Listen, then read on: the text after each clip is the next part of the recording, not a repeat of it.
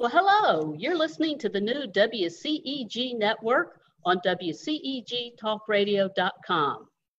Watch us live on your smart TV, YouTube, WCEG Network. I am Celeste Giordano, your show host, and we have Sara Poe, my co-host. And this night is Global Legacy and Wealth Building for the next 2 hours. We're the Worldwide Community Empowerment Group, where we speak life into the community. Like us on Facebook, follow us on Twitter, and on Instagram at WCEG_talk_radio and at WCEG Network. And last but not least, our disclaimer, the topics and opinions are those of the show host and guest and not WCEG Network. Thank you for your continued support, and thank you, Penny Rogers, for the opportunity to host the show today. Hey, Sara, how are you? I'm good, Celeste. How's it going? Good. We were glad to have you back. Christine Martinella did a fabulous job on our nonprofit show at the end of June, and we're glad to have you here today.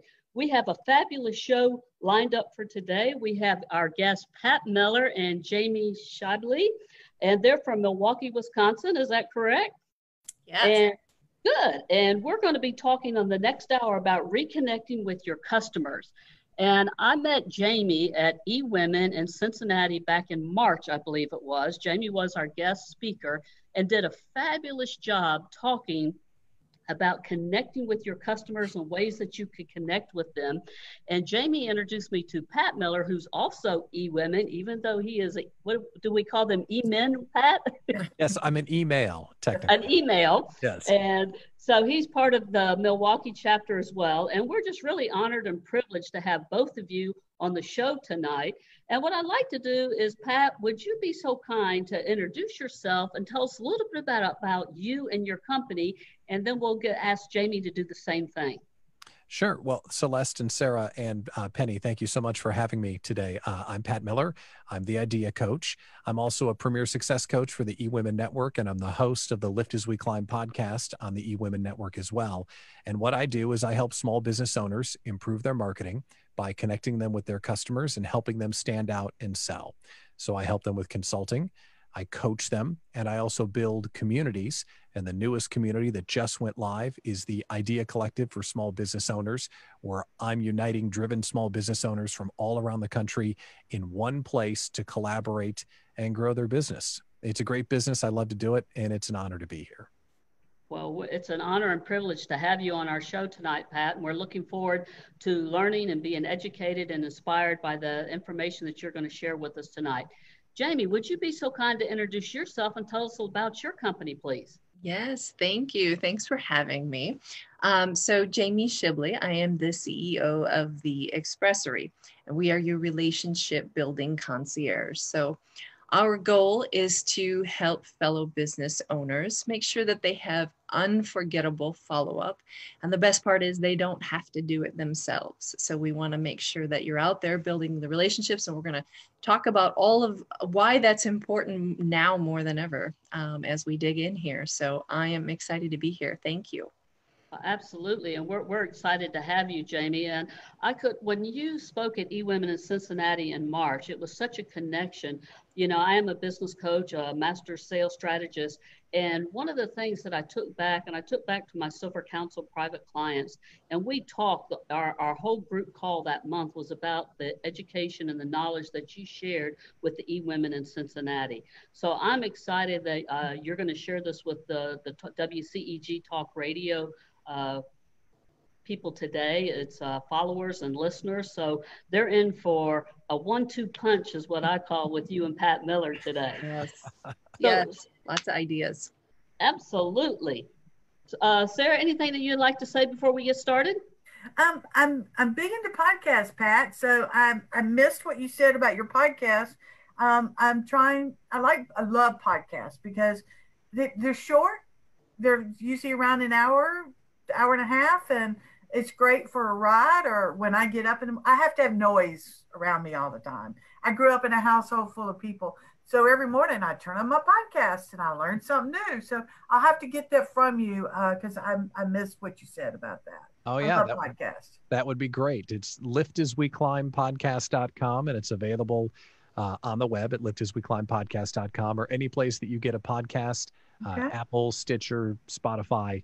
We're everywhere, and it's in partnership with the eWomen Network. So it's a great chance to learn from everyone in the network. Awesome. Very And good. I thank you. And thank you, Jamie.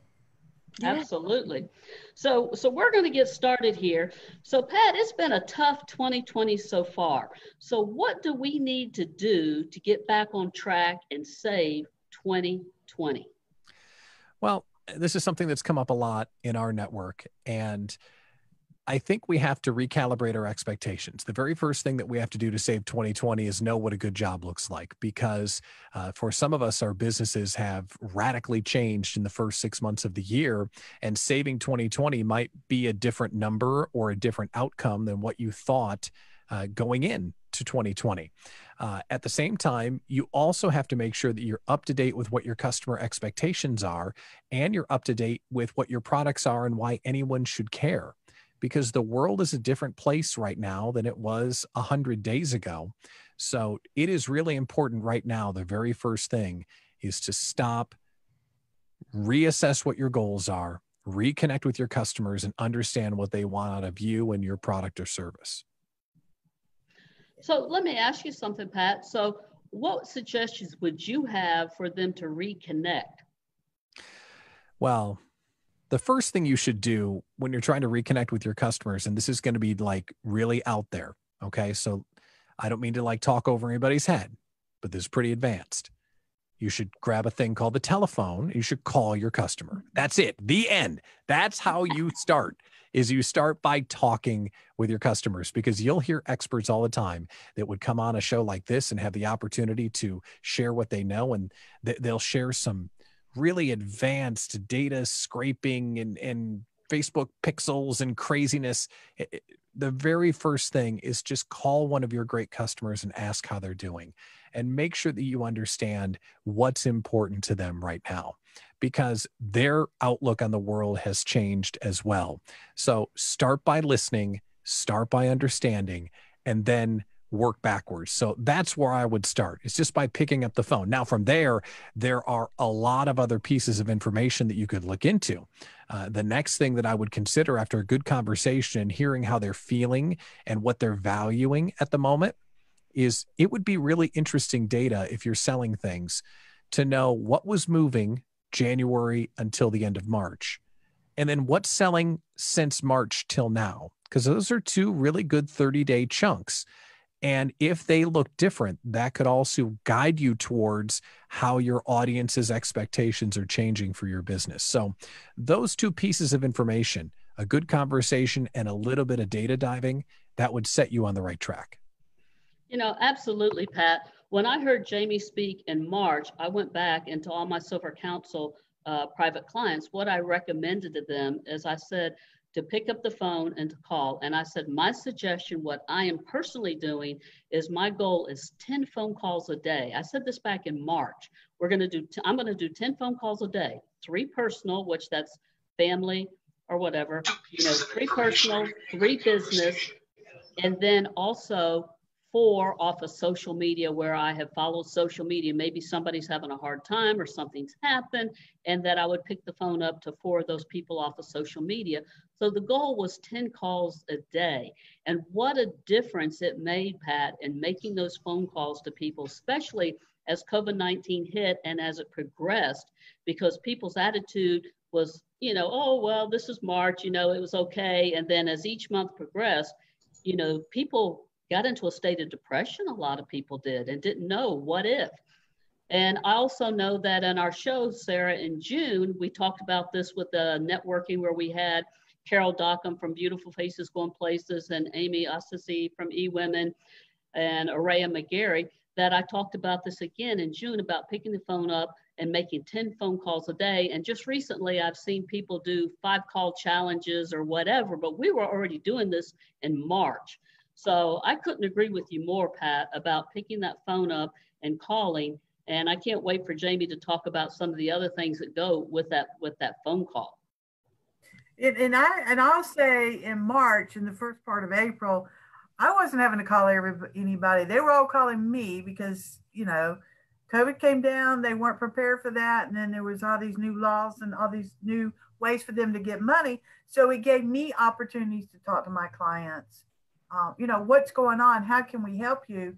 And so fortunately, I didn't have to make all those phone calls. But yeah, talking and building that relationship one-on-one is a huge part. Absolutely. So with our customers in mind, what should we do with the business? What we were talking about before kind of builds on that. So you got to go back to your core product or service. And again, that might have changed. So that's a good reason to go back and look at what's selling right now. But you have to review your core product and service and ask the question, what's in it for them? And Jamie's probably laughing at me because I can't open my mouth without ever saying what's in it for them. And we're in Milwaukee and network quite a bit. So like it's my tombstone is going to say what's in it for me. It's going to be on my tombstone someday because it's something I deeply believe in. But when you have your product or your service and you're thinking about your customer, why they're buying your product is not readily apparent until you stop and think about what they want out of what you do. And the example that I use for this is if you're a lawn care company, you're not selling short grass and nice shrubs. What you're selling are rounds of golf and naps and time with your kids. So you really need to get down to what's in it for them when they say yes to do business with you. And when you identify those emotional benefits, that's everything. So what's in it for them emotionally and what's the outcome of using you? So you start with what does success look like between now and the end of the year? Then you connect with your customers and see how they're doing. Then you see what's selling, but then you also have to reevaluate in today's environment, why are they buying that thing from you? And between those three things, that'll get you started with what you need to know to move forward. See, every time I listen to you, Pat, I feel like I want to play along. So my head's like, ooh, okay, they're getting more money and they're getting time to continue to focus on the business and making more of that money. That's right. Okay, I'm good. Let's go. Keep going. Let's go. Well, Pat, let me ask you something. So we're talking about having these phone calls or reconnecting with our customers. So, some of our customers that are business entrepreneurs and corporations, let's say they're in the travel industry or they're in the industry of spas. And so what kind of conversations and what are some of the things that you can say to these people during those times? Because that has been a really tough conversation to have with some of those people. Yeah. If you're in the travel industry right now, it's survival mode. It's what can you do to stay alive until the industry comes back? And that's a circumstance that's truly out of their control because they really can't do much. Now, a travel agent that is a good business person might have a little bit of cash reserve set aside so they can weather the storm. And the really smart ones, the top 1%ers, what they're doing right now is they're getting ready with capacity planning. They're getting into their operations and understanding 6 months from now, or let's hope it's 6 months from now or 3 months from now, or however long it's going to take until people feel confident to start booking travel again. What can I do to withstand the demand? How can I outsource tasks that aren't the key activities that I need to do to make money? So the real A players are one, trying to stay alive, but two, looking forward to what life is going to look like when it comes back. Because one thing that we know, people still want to travel. And with as much as I've been sitting home, I can't wait to go someplace. So it's going to be as hot as a firecracker when it's time for them to get going. So that's what I would recommend. As hard as it sounds, don't try and make a bunch of sales right now because it's not going to happen. But get close to your customers and get ready for the flood because it's coming. At least that's what I believe. I think it's going to come real soon. Well, and I've been hearing, and I don't know if, Pat, we were hearing some of this in some of your idea sessions, but I've been hearing about the hospitality industry, some of these hotels are starting to prepare the invites to pull the trigger when it looks like travel's about ready to open back up, or more people are out staying at hotels, to send the invitation. Remember us? Wasn't it great the last time you were here? And you're invoking all of those feelings, the emotion I had the last time I was there. You're reminding them you exist, so that when it happens, you're front of mind, right? Yeah, and that's another thing that we shouldn't ignore, is that the real A players haven't stopped doing hardly anything differently. They're still marketing, they're still engaging their customers, they're still holding events, they're still asking for people's allegiance and engagement. If you say, well, travel industry is not doing real well, so I'll just go to sleep for 6 months, that's not how it works. You have to stay in front of your customers, trying to engage them, so that way you're ready when everyone's ready. And part of that, and I didn't mention this earlier, but another thing that you should be thinking about right now to try and save 2020 is really working out your action steps and your activity goals. Because if you're sitting right now looking up at the rest of 2020 and you're thinking, how in the world am I going to do all this? It's really comforting to take what success looks like and break it down into the action steps of what you need to do today. What do I need to do right now? And trust the process that if you do what you need to do now and today and tomorrow, the outcome is going to be there. And that's something I've been coaching clients through for the last couple of weeks. You know, and I couldn't agree with you more, Pat, is during this COVID-19, a lot of the clients that I was speaking with, you know, this was a great time that, you know, let's refresh the website. Let's create some programs. Let's, like you say, the action steps. So when we do flip the switch, you're ready to go. You're not having to recreate or do these things. So, you know, action is very important. And those that coast and didn't do anything, they're way behind the curveball. They are almost, in my opinion, they could be done for the year if they don't start moving forward with action steps.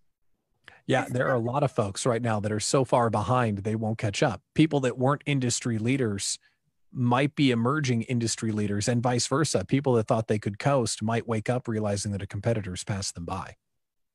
Well, absolutely. And Jamie, I would love for, you know, because a lot of the things with our clients that we were talking about are the things that Jamie offers and the services, and staying connected with that customer. This is a great time. You know, you have a gold mine in your current list right there, and to reconnect with that current list instead of going out there looking for new people. Let's reconnect with what we have, as well as, you know, looking for new people.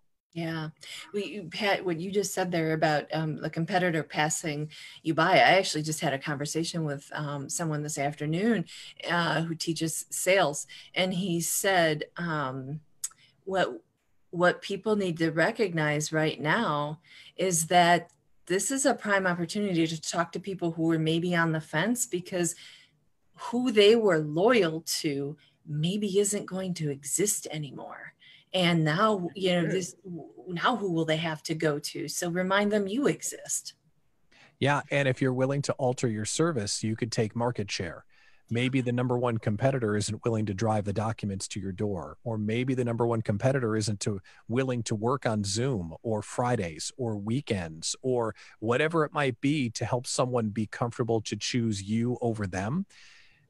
The rules have been rewritten in a lot of different ways. And there's been so much forced adaptation that someone that's creative and aggressive might be able to find a way to solve the puzzle better than people used to. And that can put you into a market leader position pretty quickly. And it's a great time to think outside the box, right? Get with your mastermind group or your silver council or your e-women group or whatever that might be, and just brainstorm ideas. You'd be surprised what people came up with. I saw a travel agency on Facebook who is showing you different parts of the United States to get you interested in the different places here, so that when you do start traveling, you know, RVs are a huge hit right now. You know, they may buy an RV and go travel to some of these places, but I like these people who are thinking out of the box, as a caterer who's providing lunches and dinners instead of just weddings, or event planners who are doing things on Zoom. So you got to think outside the box and connect with your people.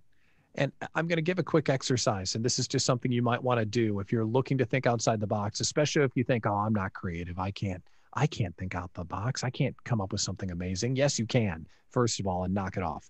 Secondly, if you know what the outcome is, as long as you know what the outcome is, you can come up with a creative idea. And here's how I have people do it. Here's my magic wand. So there's no rules. Okay. There are no rules to this conversation. Financial constraints don't matter. Timing doesn't matter. Nothing matters. Take all of the reasons you would say we can't do this off of the table. Find the objective of the customer and then start saying, well, what if we did this? Oh, what if we did that? And what you do is it's called edge crafting. You keep on coming up with a more and more outrageous idea to solve that problem until you go just over the line. And then you bring it back. So you build and you build and you build, and then it's, that's ridiculous. I can't chew their food for them, but I can deliver the food right to their house and prepare it at the kitchen table or whatever the answer might be. Right. So you see what I'm saying? So you push. And when you understand how you can differentiate yourself from someone else and you use an exercise like edge crafting and push your differentiation as far as you can go, those are the types of things that customers switch vendors for. And those are the types of things that get you new customers when maybe you didn't before. Because at the end of the day, no one can hire you unless they know about you. And no one can know about you unless you stand out. And you can't stand out if you're doing the same thing as everybody else. So it's crucial if you want to grow your market share to have a point of view that's different than everybody else. Absolutely. Absolutely.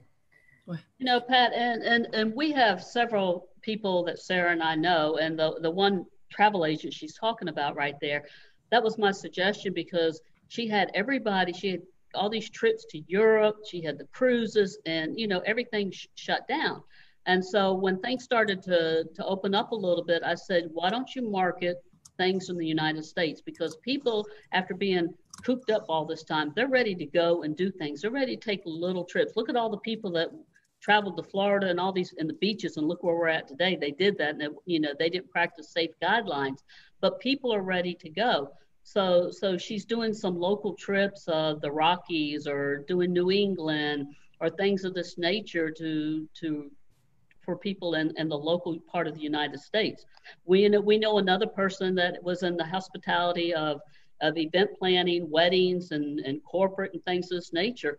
And Sarah, and she went into doing preparing dinners for people, and she's serving hundreds of meals a day, prepaid meals and she's got delivery drivers that are delivering meals to these families at night because maybe they don't want to go out and shop or whatever. I have a celebrity chef that I work with that a corporation, they decide they're not working, it's a small corporation, small business, and so what they're doing is they're meeting at this mansion house that they have in Arizona, and she's going there and preparing the meals for the staff, the essential people that come in, and that's what she's doing now for them. So you do have to be very creative. You do have to think out of the box, and you do have to be front and center. So when people are ready to make a decision, the person they want to make a decision with is the person they see the most out there. That's right.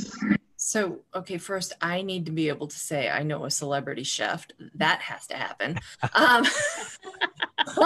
But that's the whole goal, right? To be able to stay front of mind. So when it's ready, so these travel agents and people in those industries, I get it. And I know survival mode is where most people are, right? But I think there's two ways that people are doing this well right now. And if the budget's there, then I would encourage you to go to maybe take it this far, but show up in front of people with something physical that reminds them of the last place they went using your services. Because if you put that in front of me, I am missing being out there. And it's the only thing I'm going to think about for a long time until I can get there again. Right. Absolutely. And you're going to be the first person I call.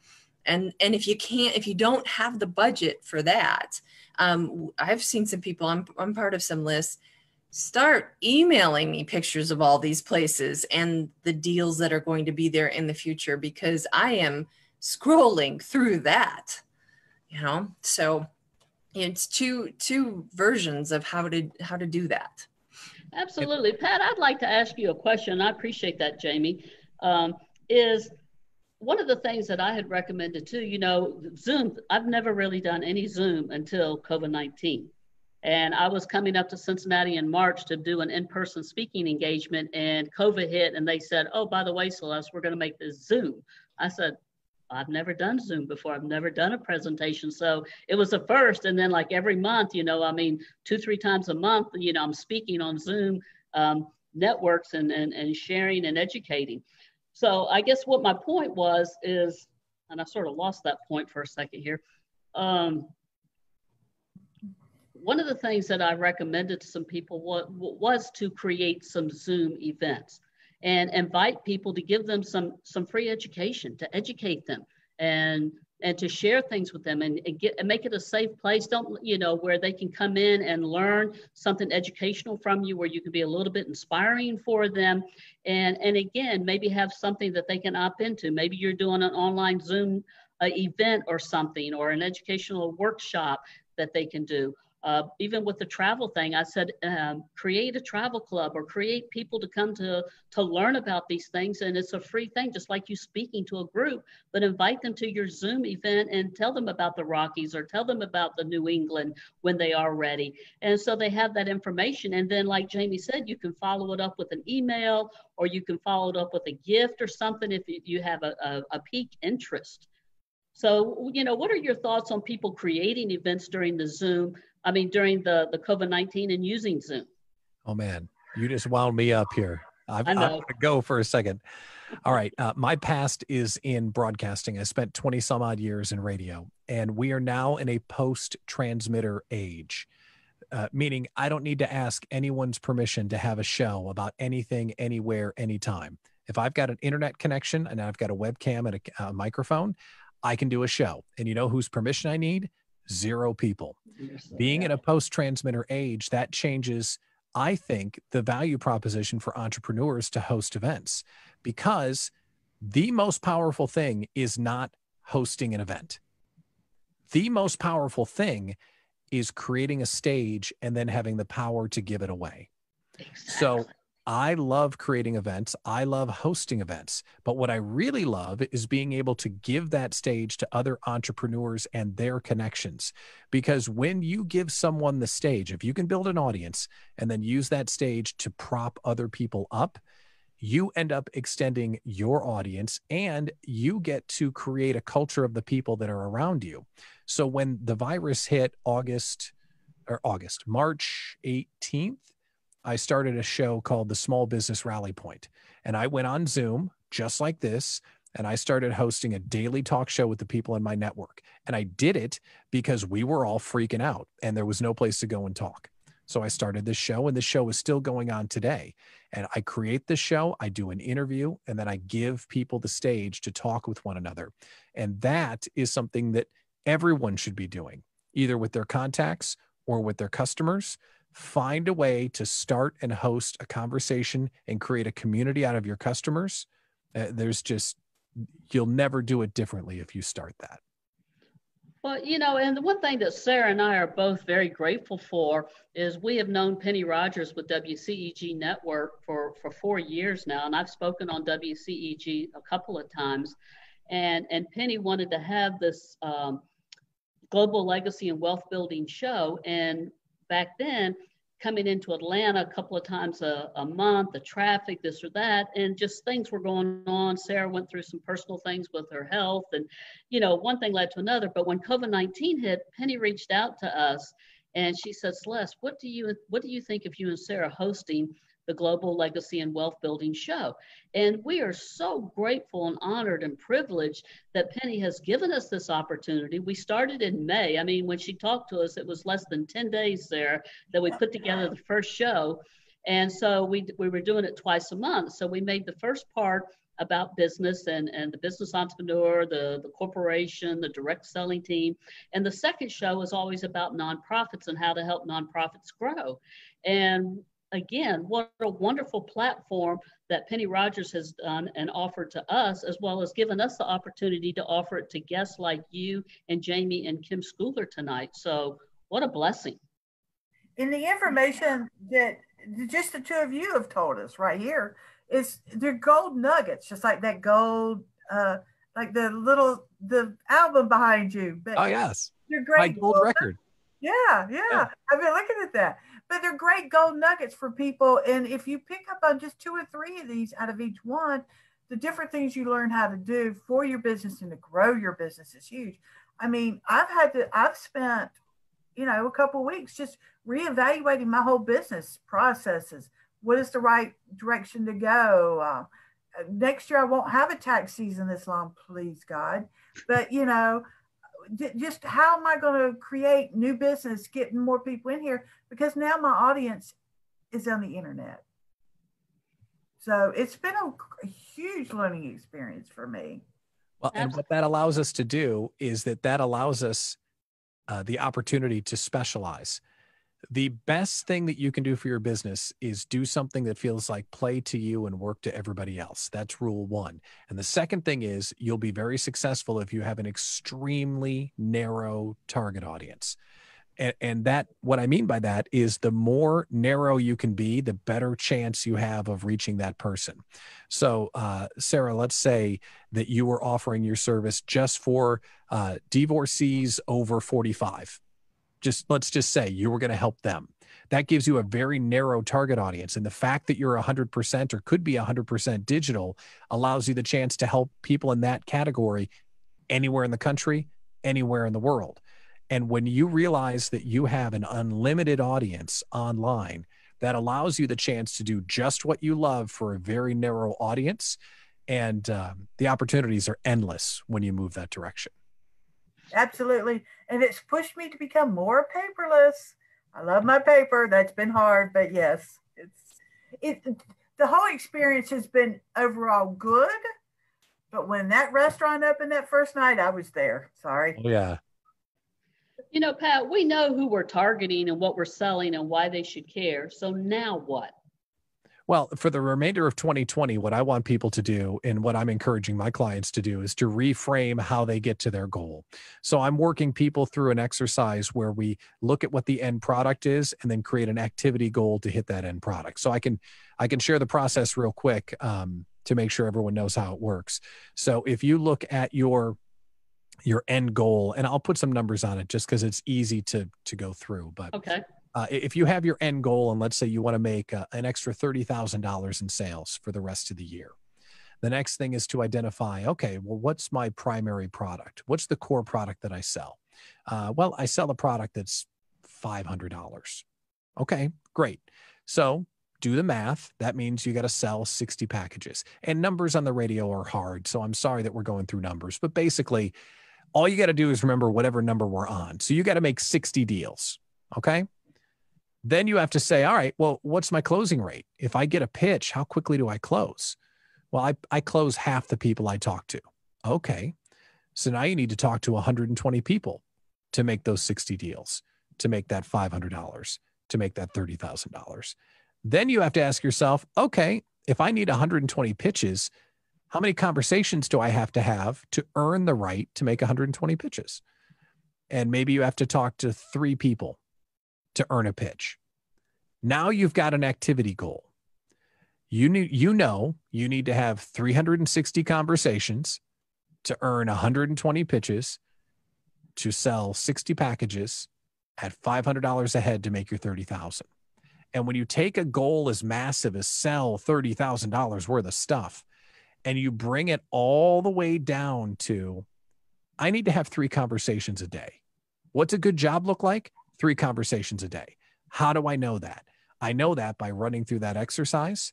And that way you can even grade your day. I would recommend you grade your day. Do you get an A, B, C, D, or F on that day based on, did you get your 3 calls? Did you get your 3 conversations?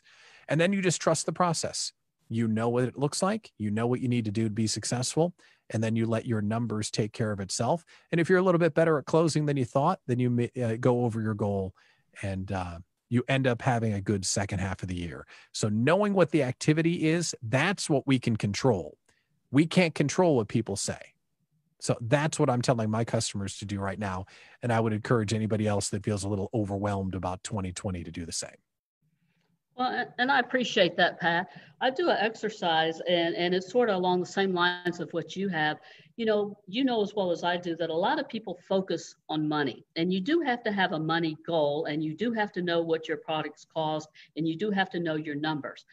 But the thing of it is that you have to do a mind shift and get people's money. Once you have that money goal, don't focus on the money on a daily basis. And what I do is that you have leads.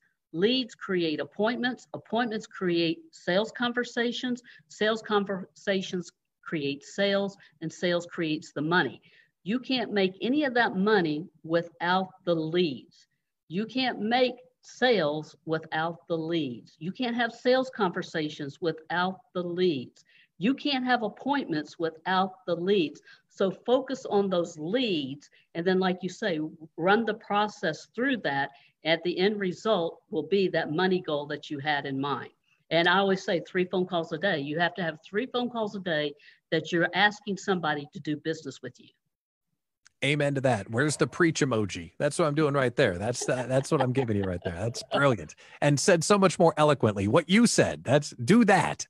Well, and I appreciate what you have to say, because again, it's a different perspective. But again, people don't understand, and I'm sure you know this as well as I do, is they don't track those numbers, Pat. And when you're not tracking those numbers, if you don't know where you've been, you don't know where you're going, and we can monitor that on a daily basis, a weekly basis, and a monthly basis. And if we're not monitoring it all, then this is what happens at the end of the month. They don't know where they've been, and they have failed.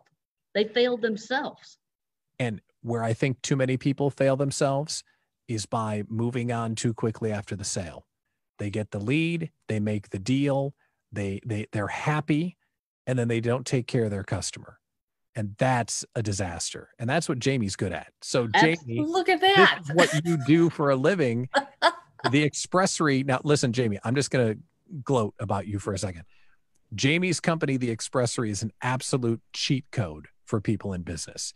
Absolutely. This company takes care of people like nobody else does. And it puts you in their hands, and they will be blown away by your thoughtfulness and the fact that you did something. So there's my little endorsement, but the Expressory is the bomb. And when you make that deal, don't ignore them. Hire Jamie, because she's good. Absolutely. And we're getting ready to get to hear from Jamie. But Pat, would you please let our audience know your name, the name of the company, how they can get a hold of you, or any offers that you have for our listeners today, please? It's been a pleasure to be on the show. Thank you so much. It's easy to find me. I'm Pat Miller, the Idea Coach, and you can get me online, patmillerideacoach.com. patmillerideacoach.com is the website. And my offer right now is we are starting a new community for driven small business owners. It's called the Idea Collective. And it is a group of some of the smartest people I know, all collaborating together. Because as a small business owner, there's a lot of places to network. There's not a lot of places to collaborate. So I'm trying to build that online, and you can find out more about that on the website, patmillerideacoach.com. Well, and I'm going to jump in and return the raving here, because we were talking earlier about the brainstorming and leveraging the groups that you're a part of to do this community. Connect with Pat, because in part of that community, there's some ideating. Can I talk today? But there's, we have entire conversations where you're able to bring to the table what is the thing you're working on, and then just receive all the ideas. And it's some fantastic collaboration. So there would be a good space to do that, to tap into that. Thank you. Absolutely. Well, thank you so much for that, Pat. And now we're going to go over to Jamie. And I know, Jamie, Pat shared some ideas with us about how to save 2020 by reconnecting with our customers. And as a relationship building expert and loyalty strategist, do you think that building those relationships with customers looks different for the rest of the year?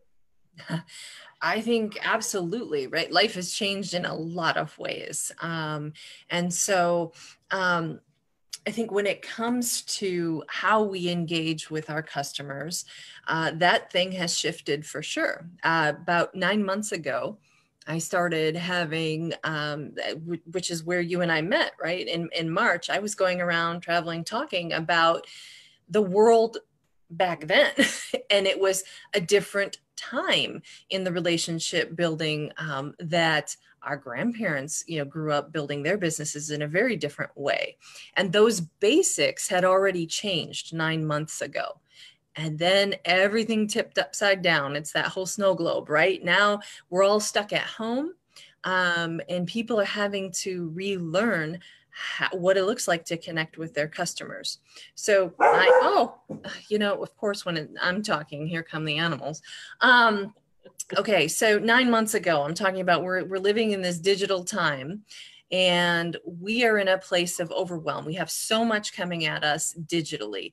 It's the first time in history where we have access to so much information that people are rationing what gets their attention. And you think about how that has just amped up even more. Breaking news every 5 minutes, it seems, right? And so at that point in time, as business owners, we're already in a state of overwhelm because we have information coming at us, just like our customers. We're rationing what gets our attention, and yet we're still trying to grow and build successful businesses. So guess what goes by the wayside when that happens? Guess where we start cutting corners? How can I connect with my customers faster because I don't have time for this? So we go digital, we go to the mass, and we keep it real surface. And that just already wasn't getting the job done as efficiently back before March hit. And now we all come home and we all are working. We can't connect face to face. And guess whose phone is ringing off the hook? Because people realize, I have to rethink this. I have to figure out how to get in front of my customers in a meaningful way. And everybody's been talking about when we get back to normal, what does normal look like? I hope one of the things that we hold on to is the shift that is happening in the relationship building space. Because when Pat first started and he talked about the best thing you can do is start by picking up the phone. And he said, you start by listening and you start by understanding. And I will tell you, once you have that, if you can show up and acknowledge your customers based on what you just heard, something that's going on in their space, you are golden. If you showed up in front of me as a business, as someone that I do business with, and showed me that you saw me right now in some way, you have got my loyalty because you've heard me. You heard that I'm going through something. You heard that I need to celebrate something that I can't get out and, surround myself with people to celebrate. You acknowledged that I'm doing something. Like, just be human. Clearly you can see that I'm very passionate about this happening differently as we're going forward here. But this is what I want people to recognize, is just listen and find the little ways to get in front of people. Absolutely. Go ahead, Sarah. Go ahead. So, okay. I'm constantly either in front of people or on the phone with them and things like that. And I am constantly trying to recreate how I build those relationships. So I would come to you because I think we missed a step. I don't know exactly what you do. Gotcha. Right? I just met you for the first time today. Yeah. So tell me a little bit about you and your business and how I would go about doing that with you. Thank you. So to back up, what we do is we take that off your plate. We take the follow-up, the nurturing in a physical sense, right? So we don't do the digital, we don't do the email, that kind of thing. But we're here to help you continue to nurture those relationships. Say it's, you know what, it was really great to meet you. And that looks like a handwritten card. Or, hey, thanks for taking the time. Or I just want to celebrate you. I see that you just hit a milestone. I know, because in your case, right, you're in their books. You understand where they're trying to go. So what if you showed up with just a simple message that said, I know you've been working hard toward this and this year got flipped upside down. Just want to say congratulations because I see you're going in the right direction.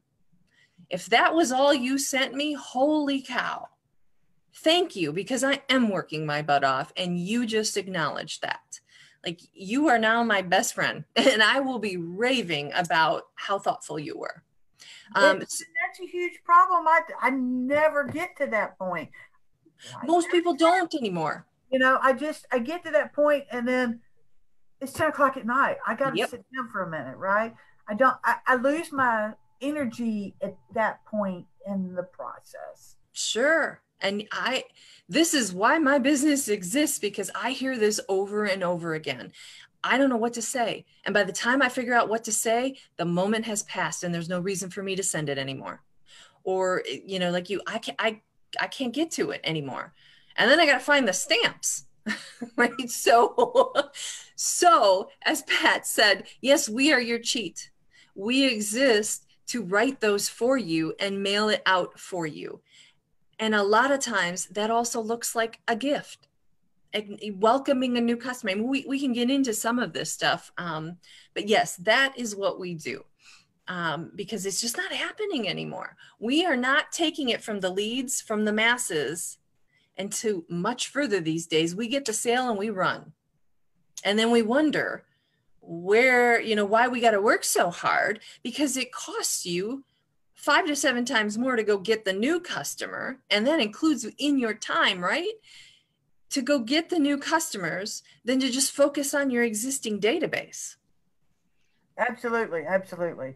So, you know, Sarah, one thing that really impressed me the most about Jamie when I heard her speak at the eWomen in March is there is a process, whether it be welcoming a new client that, you know, that's come on board, whether they're renewing with you, or maybe you're meeting somebody for the first time and you want to take that process to the next level. You know, Jamie's company, the Expressory, has something, there's a process that you take people to from where you first meet them, you're introduced to them, you have a conversation with them, you maybe have another meeting, and you want to take them through this process that it ends up becoming a sale. You know, one of the things that we talk about is a lot of people we have seen over the, like Jamie said 9 months ago, you know, building relationships isn't a tweet, it isn't an email, it isn't a text. It's a real conversation, or it's receiving something personable, acknowledging people for something. This is all part of building a relationship, and Jamie does a great job with her company in helping. So let's just take you, for example, with Poe's Accounting Services, of taking those clients that come in, the tax people that come in that you know that maybe did individual taxes, but then maybe they had somebody to do their business taxes and they just had you do their business. I mean, they're personable, but you want to get them on the books for next year or whatever to do their taxes next year. So you want to romance these people through this process that gives you an opportunity to present to them where you can make a sale. Is that right, Jamie? Yeah. So what you described is where we always tell people to start is with your customer journey.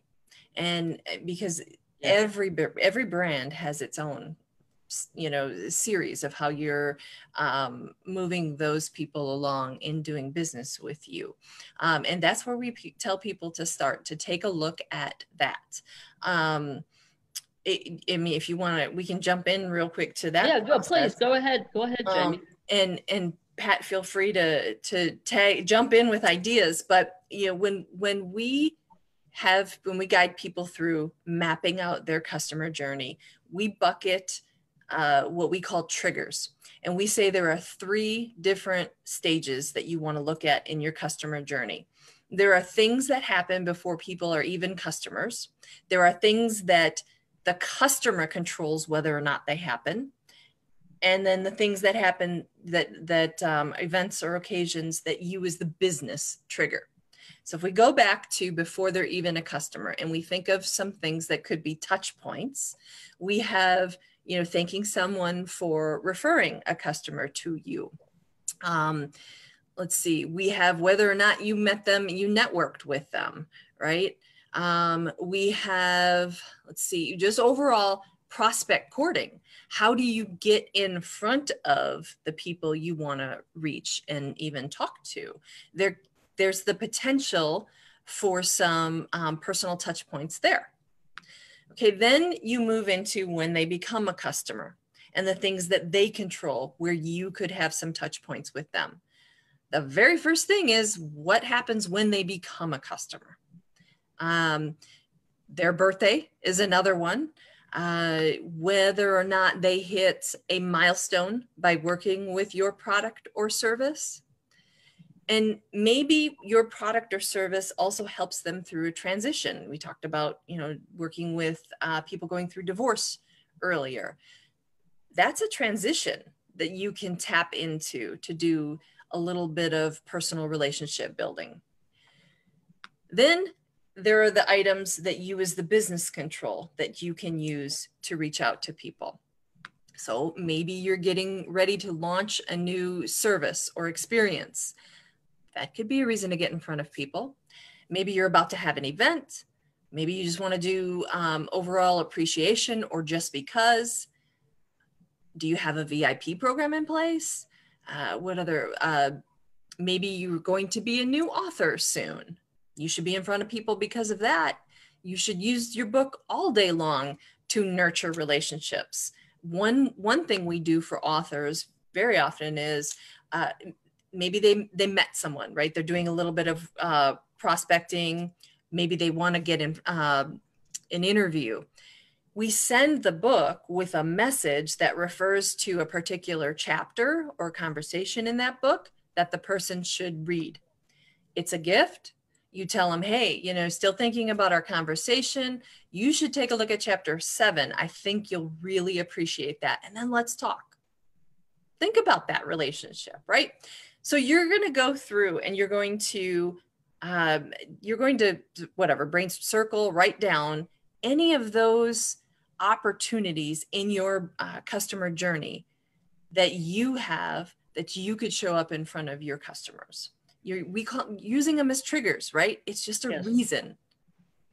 One thing I can think of, Jamie, for Sarah, and because I know Sarah very, very well, how you have clients on contracts, right? Okay, so you don't want to wait till the end of the year and you're asking people to renew contracts, this or that. So, along the way, prior to that, you send them something like tax season gets over with, and let's say hopefully they had a fabulous year. So you're going to send them a gift and reward them, say, congratulations on the fabulous year, that you had, in 2019. So it's something as she said, it's a journey. It's the experience that they experience with you throughout the year. And then when it comes time for renewal and to renew that contract or whatever, it's not like they haven't had an experience with you up until you're ready to renew. Go ahead, Pat. Yeah. I was just going to jump in and say that the way that I would use Jamie's service, and I do use Jamie's service, is what's the ideal moment that you want to be in your customer's hands? And why would you want to be in the customer's hands? So we get excited when the Amazon guy comes and we know it's coming. Imagine hitting your customer and they have no idea it's coming. And for Sarah's business, imagine November 5th, you get Sarah's care package in the mail saying, hey, you know what? Tax season seems like a long way off, but it's not a long way off is the end of the year. So here are 10 things you should do by December 15th, and you'll thank me later. And click here or give me a call at this number and we'll set up your appointment so we can get you in right away for a tax return. And you send them a little gift to underscore that. But who do you want to reach and what is the ideal time to be in their hands? And Jamie and her creative team can come up with a million different ways to do it because it's a little overwhelming to think about all the things Jamie can do. Jamie doesn't do it that way. She looks forward and say, what's the results you want?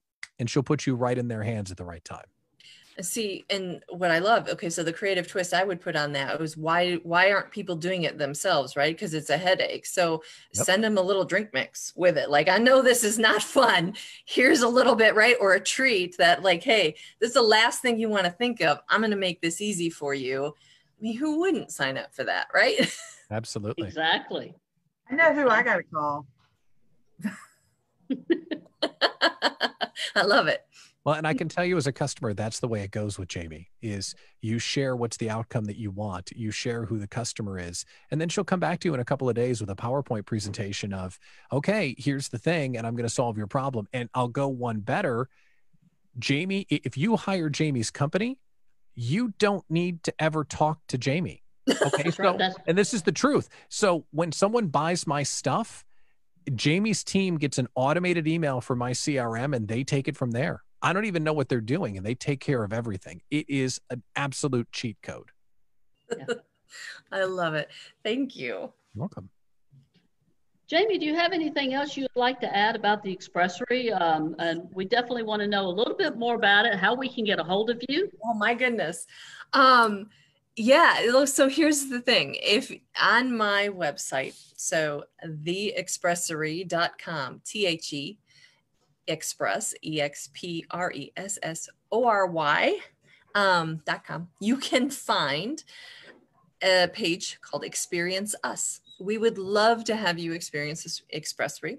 We'll send you over a little package, show you, have you feel what it's like to receive a nice surprise in the mail, and get a feel for what your recipients would receive. Well, I definitely think it's a great opportunity and a great idea because people like it. I saw the Amazon truck pull in the driveways. I was leaving today. I was like, oh, I'm missing it. But yeah, you're right. It's great to get good things in the mail, because we don't necessarily get nice things or good things in the mail anymore. No. And there's actual research that says a physical mailing connects with the part of the brain related that triggers emotions, right? So when you mail something, you have now attached those good feelings, the good emotions to you. I love it. Yeah. Yes. Absolutely. Well, Jamie and Pat, I can't thank you enough for being our guests tonight. And what a wealth of information both of you has shared with us. Pat, would you give us a few of your kind words of wisdom about the call here today? Some good key takeaways for people, please. My key takeaway from today is don't get overwhelmed by the end of 2020. It looks a little bit scary right now and no one knows what's going to happen. But what you can do is take action on what you can control. And you can control the way that you think, and you can control the baby steps you take every day to try and accomplish your goals. And the other thing that you control are the customers that you have in hand. And if it's been longer than 2 weeks since you talked to some of your best customers, that's about a week and a half too long. Absolutely. So what are you doing today to stay close to your best customers? Because you can find new ones, but don't lose the great ones you have. Absolutely. And Jamie, your key takeaways today, please. I agree. I think it goes back to take a look at your current database. And if it's just make a point of taking 5% of that database and split it out weekly, monthly, whatever you were able to do consistently, break that number down and show up in front of them in some way. And if you need a list of reasons, excuses to get in front of them, I am happy to help you brainstorm that list. Absolutely. And one more time, Jamie, would you give us your website, and do you have a phone number as well for the show, please? Of course. Phone number 414-243-8971. And the Expressory can be found at the Expressory, THE Expressory, EXPRESSORY.com. Absolutely. And Pat, one more time for you, please. Yeah, absolutely. Pat Miller, the Idea Coach. And my website is patmillerideacoach.com. And my number, 414-240-1315. Very good. Sarah, any closing comments from you, please? So what's the gold album for, the gold record? The short version is I was the first person in the country to add a record that became a great big hit. So the record company sent me a gold record for it. Oh, awesome. Congratulations. Oh, it was great. And I love the song too. So I'm glad it was a big hit. Well, again, Pat and Jamie, thank you so much for being our guest on the show here today. I'm sure our audience will be reaching out to you. And at this time, I want to remind our listeners that they're listening to the new WCEG Network on WCEGTalkRadio.com.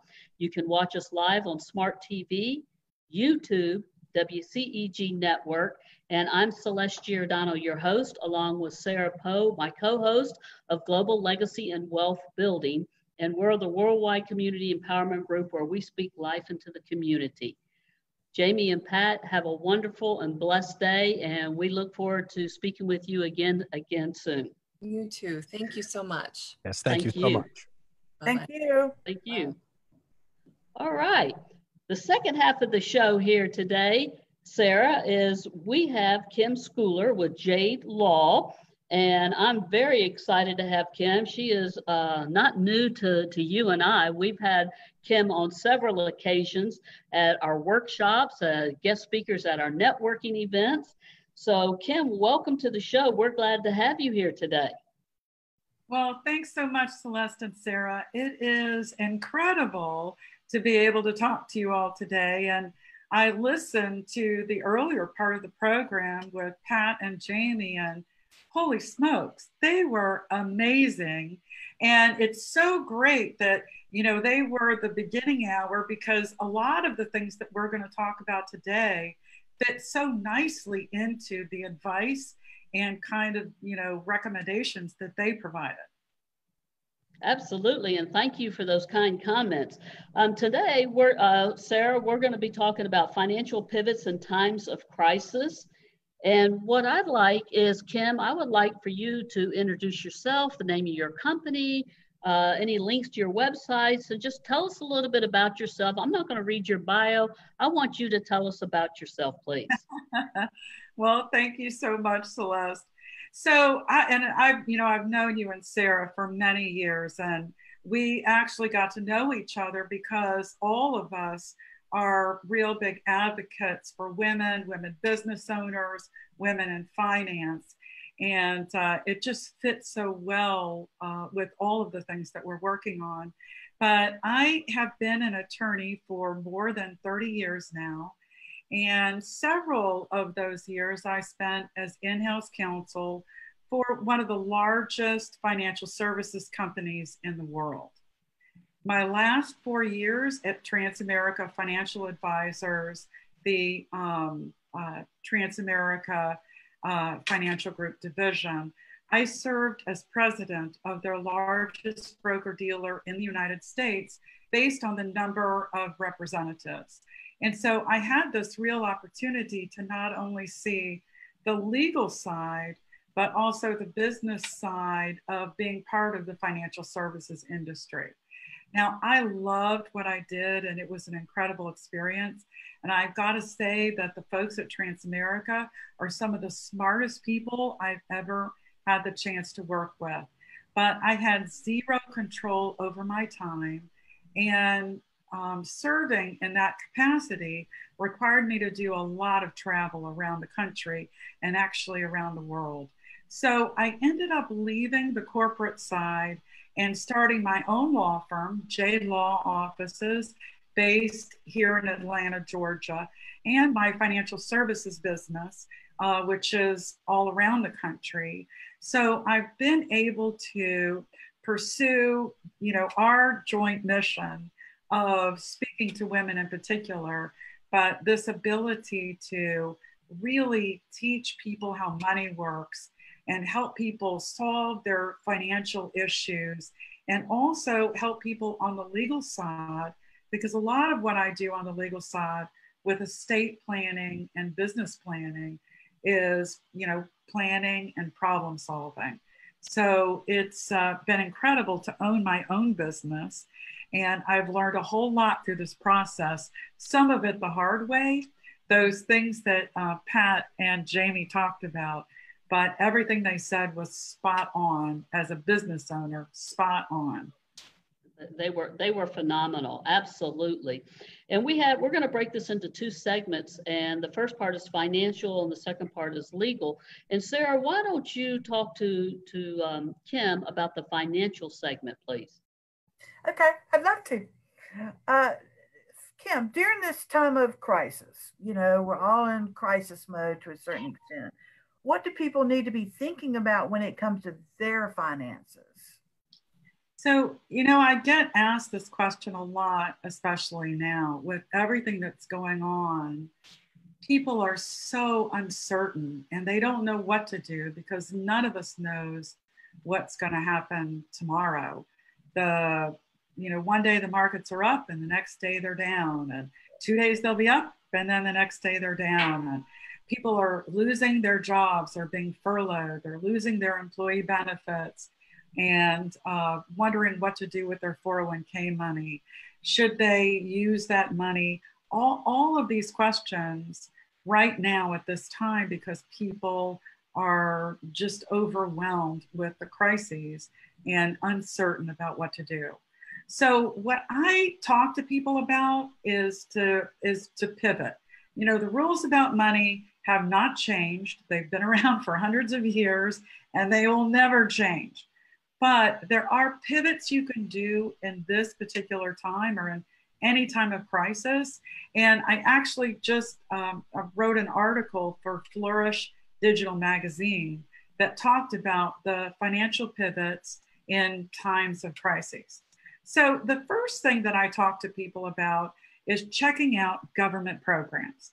There are a lot of federal and state assistance programs for individuals, business owners, families. You may not have needed it a month ago or a few weeks ago, but we're still, according to what I'm reading, in the first wave, and they fully expect a second and possibly third wave of this virus. So understanding what programs are available out there is important because although you may not need it now, there may be a time in the future. Now, if you want a list of the programs, I kind of keep a list. You can email me at kimkim.scouller, SCOULLER, at WealthWave, WealthWave.com. And I can send you that list, or if you have any questions about the things we're going to talk about tonight, I'm glad to help you with that. Now, the second pivot is to negotiate your debt. If you're looking, how am I going to pay my mortgage, my car loan, my student loan, my credit cards, most lenders today are willing to talk about suspension of payments or some kind of extended payment program. Go to your lender's website because a lot of them have information on their website on where to turn for that kind of negotiation. The other thing I'll say is if you're a tenant facing eviction or someone who might be facing having your utilities cut off, most states, cities, and counties have put a moratorium on that. And I also can give you, I've got a link to information that you can look up your particular community to see whether you have that kind of relief. Now, the third pivot is kind of what Pat and Jamie talked about, start a new business. You know, if you've got a job that's just been interrupted, you have one stream of income. When I left the corporate side and I created my own law firm and my own financial business, in addition to having complete control over my time and how I spend it with my family, I had two streams of income. So if a crisis comes up and one of those streams of income gets interrupted, another stream of income may not be affected. Now, it just so happens that in this particular time, a lot of people feel a sense of urgency about their finances and about their estate planning.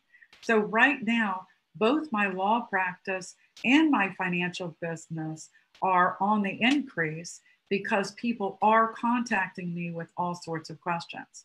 Now, you may have thought about starting a business in the past, but it wasn't the right time or you were too busy, whatever it was. Now is the time.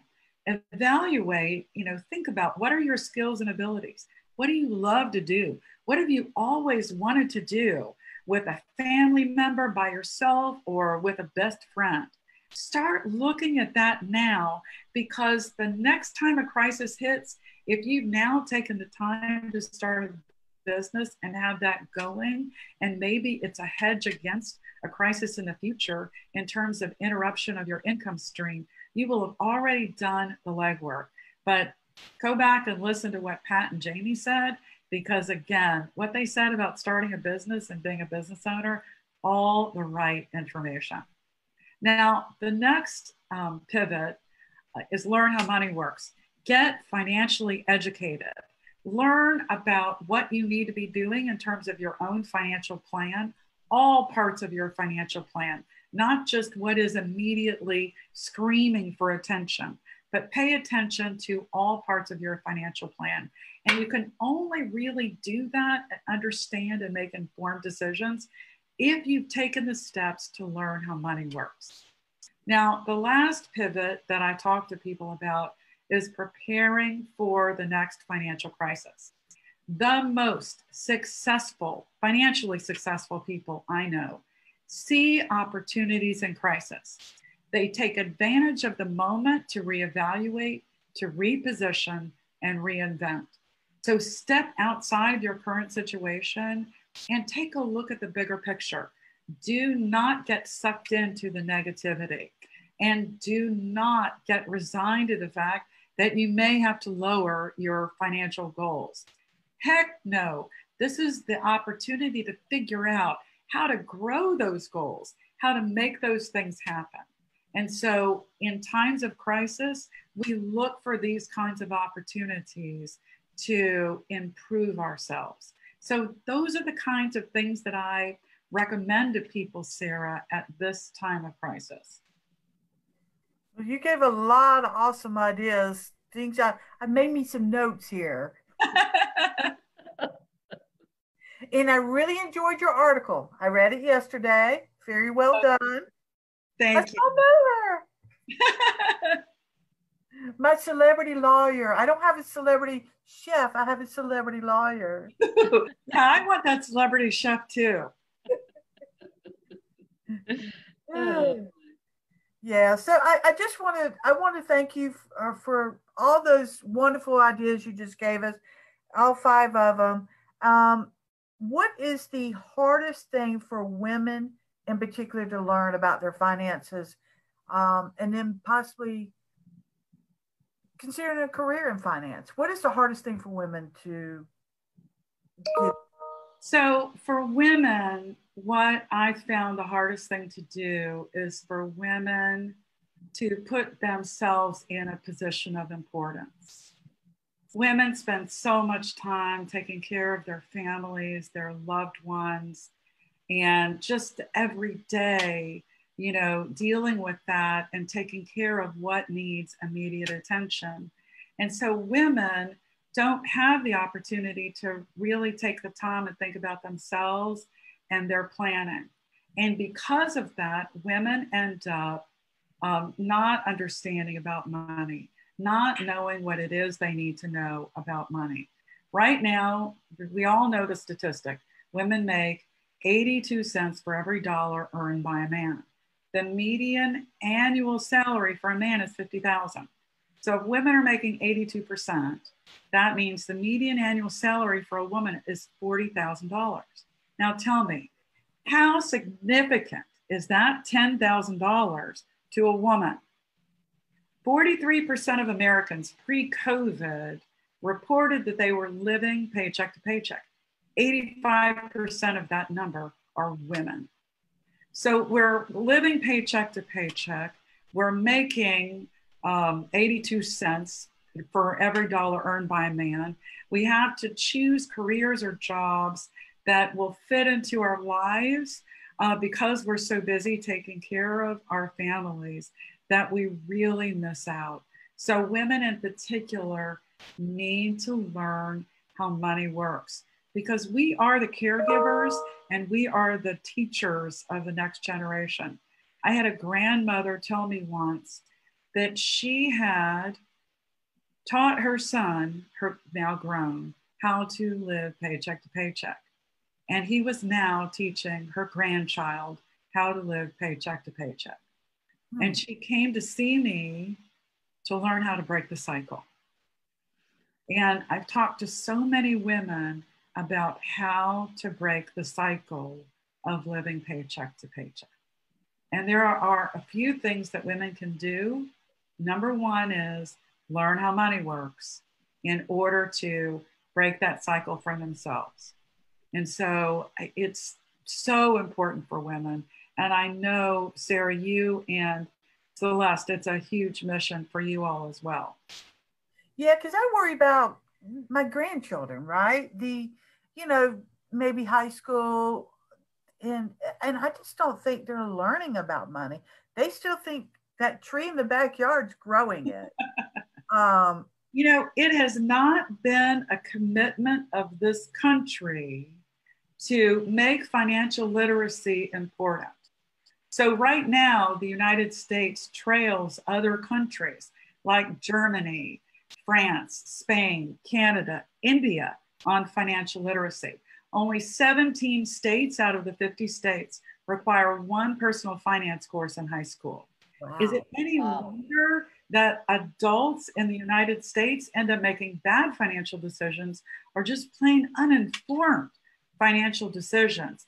And we end up, right now, the statistics are, and again, this is pre-COVID, 44% of Americans don't have enough money to cover a $400 emergency.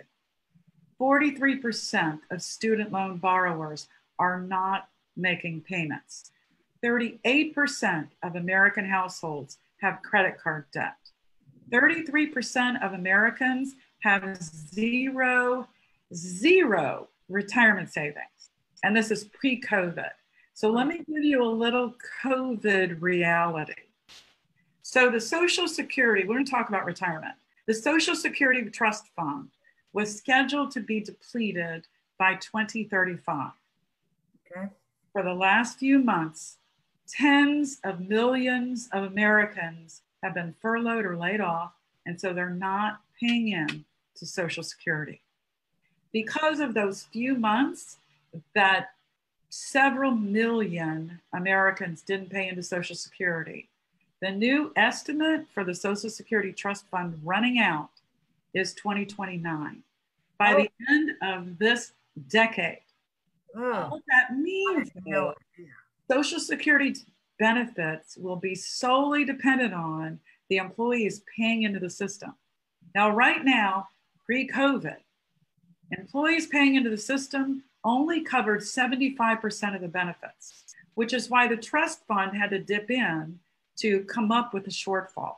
Right. So in 2029, we were talking about the next generation. What's going to happen in my generation? You know, that's 9 years from now. Yeah. What's going to happen? So the government is going to have to increase taxes, increase the age, or lower benefits, or a combination of any of those three things. So people, we have got to get on the stick. We have got to learn how money works, and we got to start doing things ourselves, because I don't know what's going to be there for me in 9 years. I definitely don't know what's going to be there for my son. Every generation wants the next generation to do better, to be more successful, to have more opportunities, to have a better life. I don't know whether that's going to happen for my son unless I create that for him. Absolutely, Kim. I don't mean to interrupt, Sarah, but we have a question from a listener. Okay. And Kim, the question is, what's the difference between forbearance and deferred payments? Is one better than the other? Great question. So they essentially mean the same thing. And what you're going to need to do is have your lender explain what they mean by that. Do they mean that interest will not continue to accrue, that they'll just kind of hold the debt in limbo and then pick it up again when you're able to make payments, and they pull off the forbearance or the deferral? Or does that mean that interest will continue to accrue on what your debt is? And so the definition of each one of those two terms is going to depend on how your lender defines it. So ask them to, and those should have that in writing. And the key is going to be, does interest accrue? Do late charges accrue, or don't they? Okay, so that's your advice, is for them to go back and ask their lender and to ask them about does the interest accrue, or what was the other thing you said, Kim? Late charges. Typically late charges will not, but I'd ask it just in case. All right. The other thing is, would you also please, because you're given an enormous amount of valuable information, they ask for you to give your email again. So why don't you go ahead and give your email, because some people can't stay on for the entire show. So go ahead and give your email, please.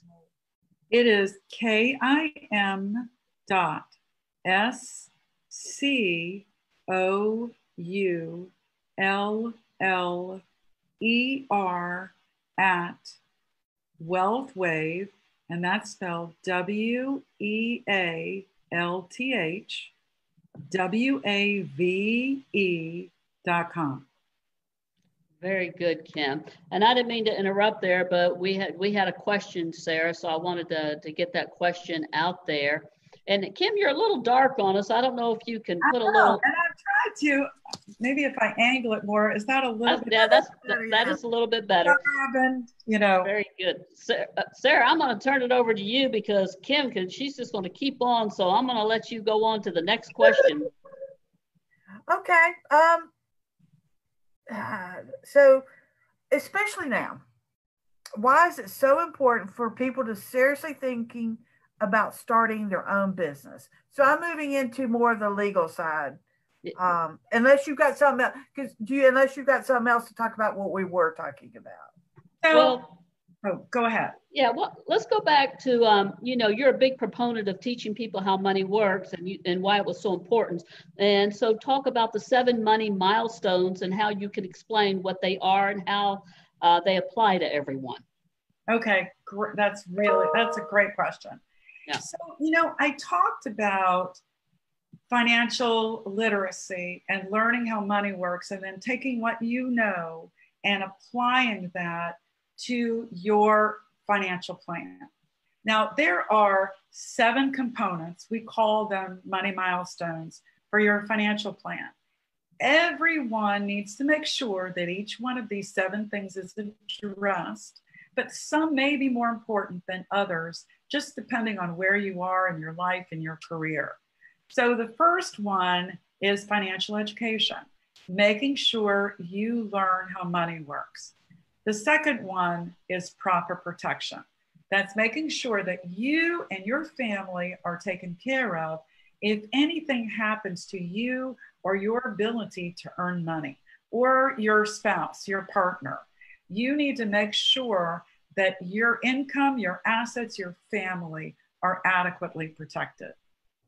Next is an emergency fund. Now, an emergency fund is 3 to 6 months of your income or expenses set aside and only used in a true emergency, like your refrigerator needs to be fixed or replaced. Your tires on your car need to be fixed. You've got that medical deductible, or you've got an emergency dental bill. Something like that qualifies as an emergency. If you don't do that, if you don't have the emergency fund, then what do? You put it on a credit card, or you borrow it from someplace else, some other savings account you've got. And so having an emergency fund is for those of you who are living paycheck to paycheck. The 2 things you can do to stop it is 1, learn how money works, and 2, create an emergency fund. And even if it's $10 a week, $20 a week, whatever it is that you're setting aside slowly but surely, once that emergency fund is put together, 3 to 6 months of income or expenses, then the next time you have an emergency, you are not living paycheck to paycheck. You've got a source of income that's going to cover that emergency, so you stop falling behind. Now, the next milestone is debt management. Now, I'm a single mom, and there are times as a single mom that I've had to make bad choices because I had no choices. So those of you who have been in that position for whatever reason, forgive yourself. Knowledge is power, and a lot of people aren't wanting to look at the debt, open the mail or look online. Get informed.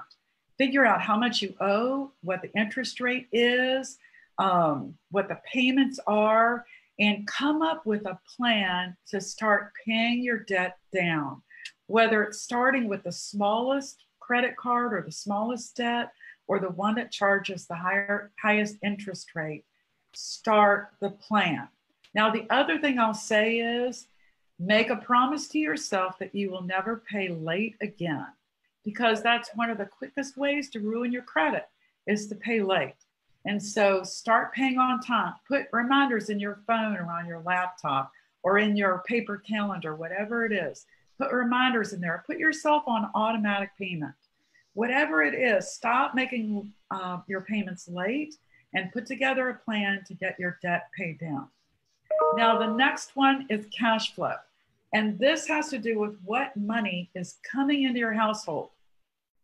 Ladies and gentlemen, say it with me. Multiple streams of income. Count on that. If you've got a job, you've got one stream of income. Own a business, own more than one business. Have multiple streams of income so when a crisis happens, you've got another source that you can depend on. The next and sixth milestone is building wealth. And this is the milestone where you get to have fun because you get to dream about the future. You put money aside for your retirement, for your child's college education, for that dream vacation, maybe for your daughter's wedding, or for that car, or whatever it is that you dream about. That's what you put money aside for in the build wealth category. And then the seventh and final category is protecting your wealth. And that's about making sure you've got an estate plan and you're doing smart things about taxes. There are all kinds of online services that you can turn to for your estate plan, or you can talk to an attorney, whatever it is.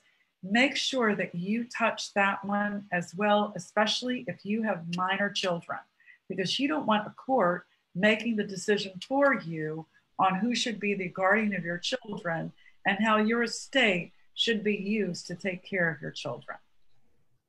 And you're talking about estate planning. How often should you reevaluate your estate planning? So you should reevaluate your estate plan anytime there's a life event, a new child or a death in the family, or someone you had thought would serve as the guardian or the trustee, they passed away or they moved away, or you've had a falling out with them, or you've got a child who has special needs. Any life event, you want to reevaluate your estate plan.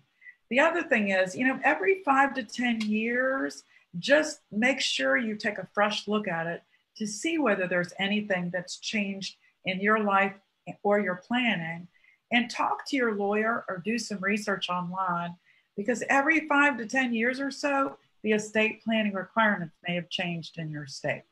And so you make sure you've got the right signatures and witnesses and notaries. You've got the right advanced healthcare directive. You've got the right financial power of attorney, because every 5 to 10 years, it seems like the states change the law.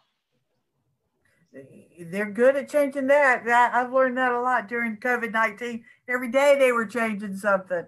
Yes. It came to the money they were giving to people. But yes, absolutely. Absolutely. One thing, Kim, that I've heard you share before is life insurance, and especially later in life. Especially if they didn't start early, and the importance of having that, where, and you can probably speak this better. I know you can speak it better than I can. Where that money that you're putting in later in life, where it comes back to you as a whole. Did you figure out where I'm talking about here? Right. So there are several different kinds of life insurance, and you gave an example of like 250,000, and then based on the age, it would be this. But for people that didn't have a life policy early and started late, right?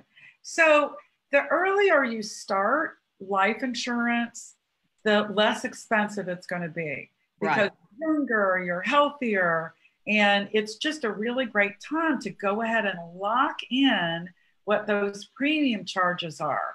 When you're older, because you're older and you may not be as healthy as you were 10, 20 years ago, it just ends up being a little bit more expensive. So for those, people, anyone on, who's listening in, who doesn't already have life insurance covered, get life insurance. I mean, or look into it. There are lots of things that you can look at online. There's a great book called How Money Works by Steve Siebold and Tom Matthews. And again, if you send me an email to kim.scouller@wealthwave.com, and with your address, I'll send you a complimentary copy of this book. And it does a great job of explaining the different kinds of insurance out there.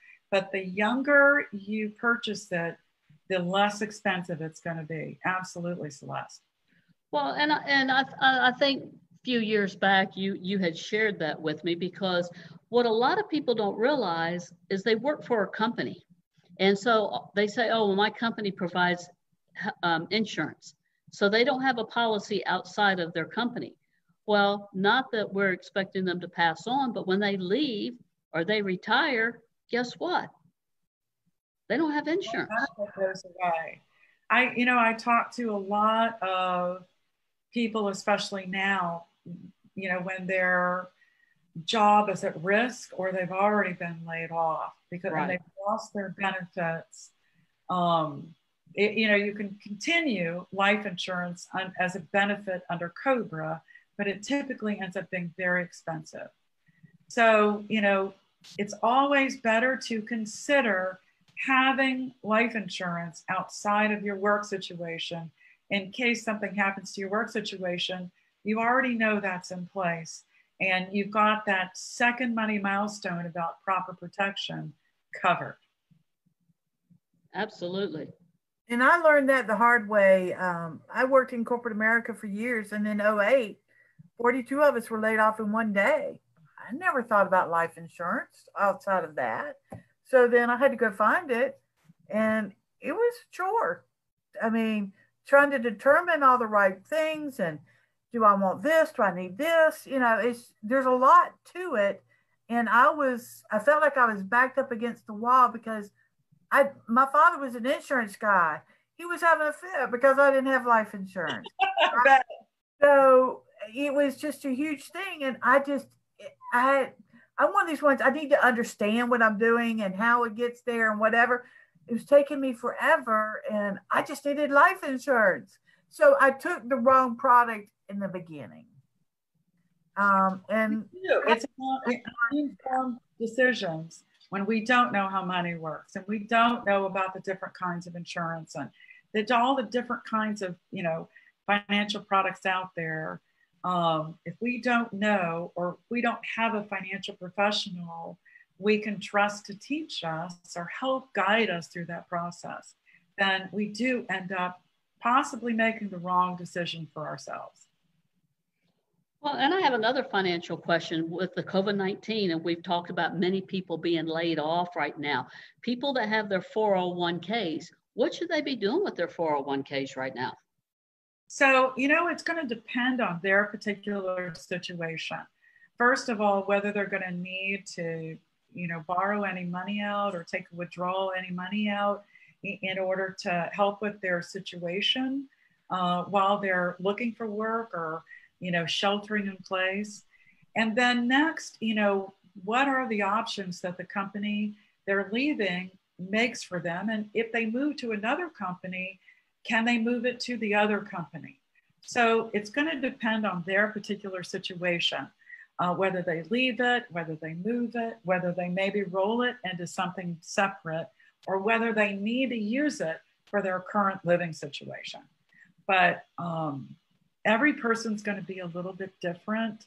I recommend talking with a financial professional or doing the math and seeing what makes the most sense for you, because they are tax sensitive instruments. You're going to want to make sure you're making the right decision in the moment, but also long-term from a tax standpoint. Absolutely, Kim. And on the financial segment as well, what is the age limit for a 401k? Like, don't you have to move it by a certain age? Well, the IRS does require people to take required minimum distributions, or RMDs, now when somebody turns 72 and a half. And so if you've got a pre-tax 401k, then you are restricted from making contributions once you've gone into the RMD phase. Now, there are a lot of companies that offer a Roth 401k option, and that does not require required minimum distributions because it does not use pre-tax contributions. Absolutely. So Kim, is there anything else in this first segment on the financial segment of pivoting that you want to close the financial segment out? What are your closing comments for us? You know, the most important thing for people is learn how money works. Don't make decisions about money from a financial perspective. You're going to feel a certain way, and it's why a lot of people lose money in the market, because they buy when the market's too high and they sell when the market's low. You end up making decisions from an emotional standpoint. So learn how money works. Try and be that informed decision maker, not that emotional decision maker. And, you know, talk to a financial professional. Having that third party help you make more objective decisions and providing you with the information, answering all of your questions, it helps you make better decisions. And so that would be, I guess, the theme through my whole conversation is learn how money works and make informed, somewhat unemotional decisions. Absolutely. And anything that you talked about here today on the financial aspects or getting with a financial advisor, people can reach out to you. Is that true, Kim? Absolutely. Reach out to me at that email address, kim.scouller@wealthwave.com, and I will send you a complimentary copy of the book, How Money Works. And the subtitle of the book, if you all saw that, Stop Being a Sucker. Well, I definitely want to make sure Sarah and I and Penny get one of those books, please. Absolutely. Absolutely. You send the address you want me to mail them to, and I'll get them off this week. Absolutely. We'll definitely do that. And we appreciate all the pivoting and the information on the financial segment. And I'm looking forward to getting into the legal segment because we've had a conversation about this last month, I believe, Sarah, on the legal part, maybe not this part, but of legal things. So why is it important, especially now, for people to seriously think about starting their own business during COVID-19? Okay. Say it with me. Multiple streams of income. Okay. And the best way to create a stream of income is you create it. You start your own business. And, you know, again, what Pat and Jamie said in the first hour of the show, unbelievable, on spot. Go back and listen to it over and over again. So it's really important for people to create that other source of income by creating a business or more than one business, doing something that they love or they're very talented at, or they've always wanted to do, or they've always wanted to partner with a best friend or a family member. Now is the time to do it, especially when everybody is looking online. So a lot of businesses can be started with little upfront costs online. And so look into that while you've kind of got the time to take a breath and figure out what it is you want to do. All right. So what are the first steps in that process, such as your entities and things of that nature? Well, that's exactly right. You've got to figure out how you want to have your business, what entity. So the choices are, you can be a corporation, you can be a limited liability company or an LLC, you can be a partnership, or you can be a sole proprietorship. Now, two of these entities will protect you from liability, you personally and your personal assets from liability, and that's a corporation or an LLC.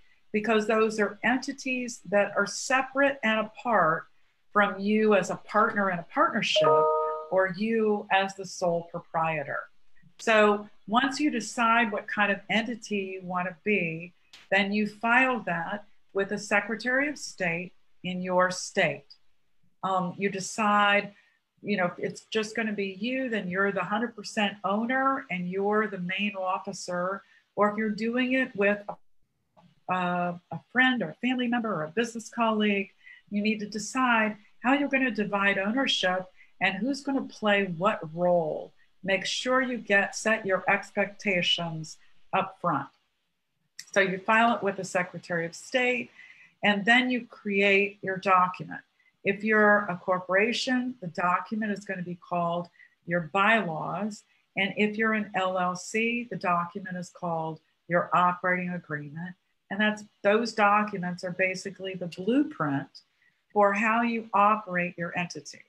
Now, of a corporation and an LLC, the easiest one to create and run is an LLC. So you'll find a lot of business owners with the LLC entity.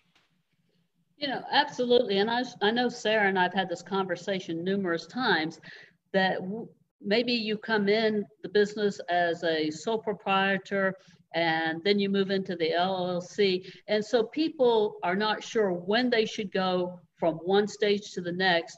And when should that be? Should that be at the beginning of the year, in the middle of the year, which I know the answer, and Sarah knows the answer, but share with our customers, our listeners about that, please.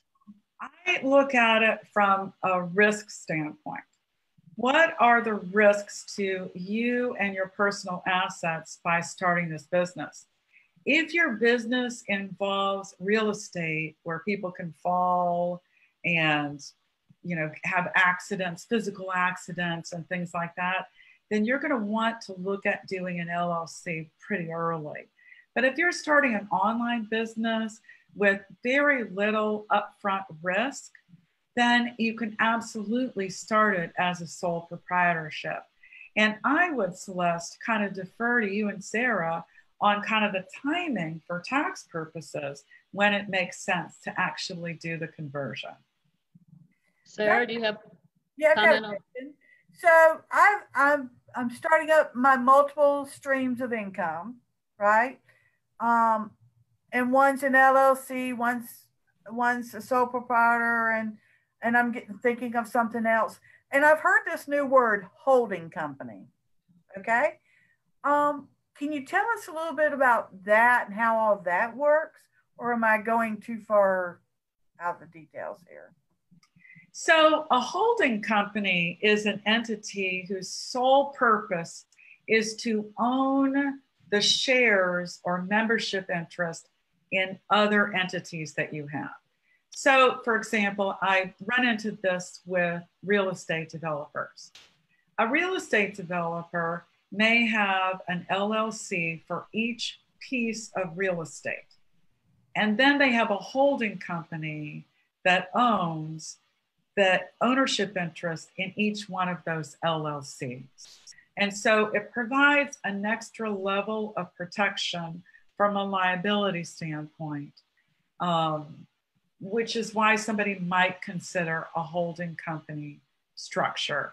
Another reason might be if you're looking to have your businesses acquired or merged into another entity, and they're all kind of separate, disparate entities. By pulling them all together in one holding company, it makes it a little bit easier to enter into a merger or acquisition. Oh, good. I never thought about that. Okay. That's a very good question. Very good. There's a question from a listener, and I'm not real sure of this, but it says, are you familiar with cash options for retirement from corporate America? Yes.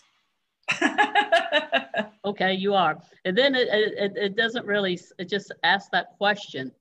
So it's really going to depend on your situation. And typically, I think what you're talking about is when a corporation offers you a cash option as opposed to a stream of pension payments or income payments for the rest of your life or for whatever time period the corporate benefit provides, rather than the company being on the hook for that stream of payments over an extended period of time. And if it's for your lifetime, from their standpoint, they look at it actuarially, they come up with a lump sum amount of money that they will offer you in exchange for your right to that stream of payments.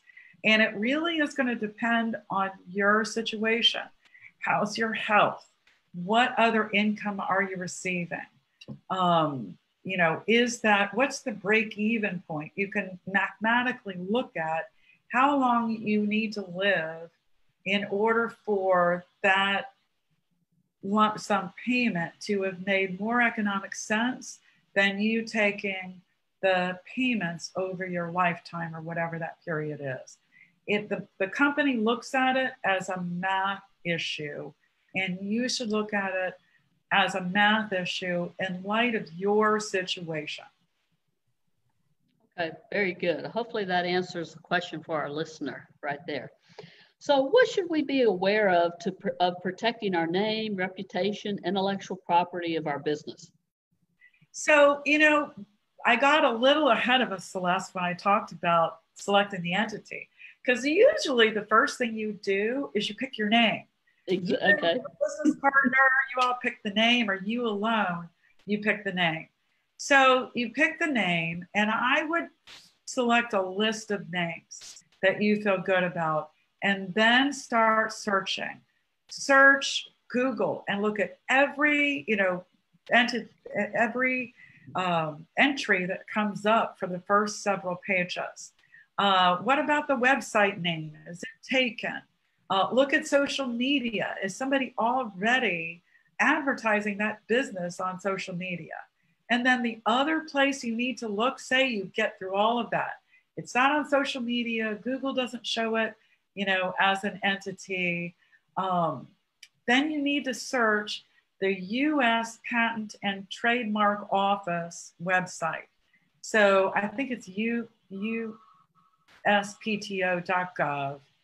You go on that website, you click on trademarks, and then you do a search, a very simple search on their trademark database. And you'd be amazed at what's already been filed for a trademark. But you need to check it to make sure that it's available, or get with a lawyer who does that kind of work, or a service that does that kind of work, to make sure that that name isn't taken.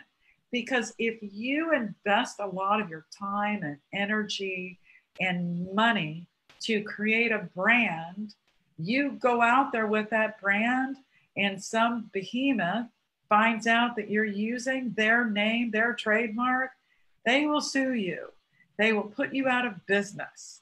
And all that brand identity and reputation and goodwill you built up will be for naught. So make sure that you do all of the searches. Once you pass all of that, then trademark it. Buy the website address. Reserve the name on all of the social media sites. File for the trademark application. Do all of that so that you are sure that no one else is going to come along and take that. Because all you have in the end is your good name, your brand, your reputation. And why go to all that trouble if somebody's going to take it and without your permission and use it for other purposes? So be sure you protect it. Well, Kim, a lot of times people take it upon themselves. We can Google and do everything ourselves. I always believe you should hire an attorney and do all that. And you're an attorney, so I'm sure you recommend the same thing. True? Or a CPA? Because there are things that I know as an attorney with experience doing this for businesses that I can help business owners navigate that they may not learn on their own, or they may end up learning, unfortunately, the hard way. So being able to use an attorney that's going to have that experience and knowledge, and to be able to ask questions and ask hard questions of you to make sure that you're doing all of this the right way and to get you thinking about things you may not have thought before. It's kind of invaluable.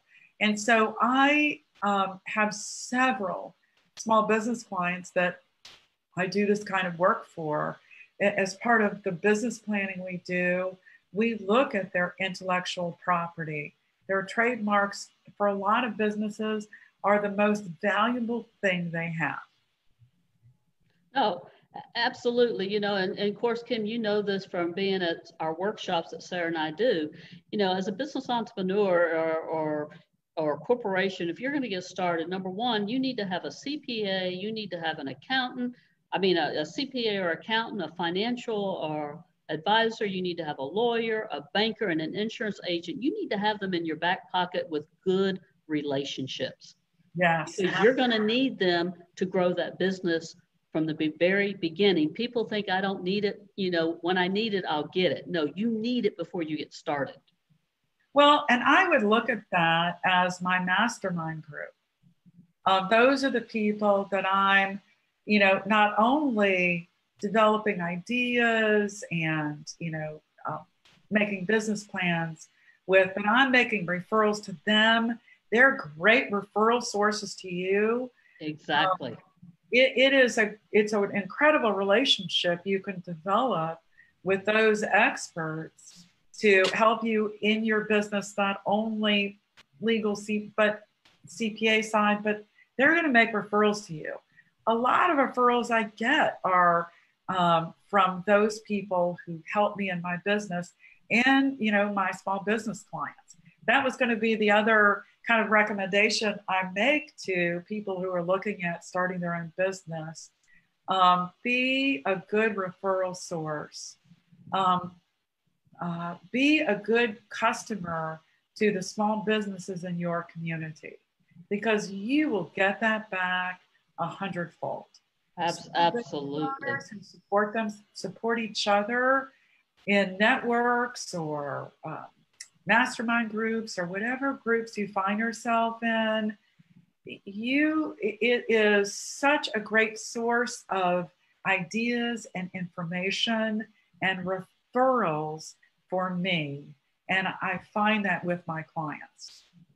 Absolutely. And I'd love for you also, Kim, to comment on, as a business entrepreneur, starting a business, legal and stuff, especially partnerships, because you talked about partnerships in the beginning, the importance of a will.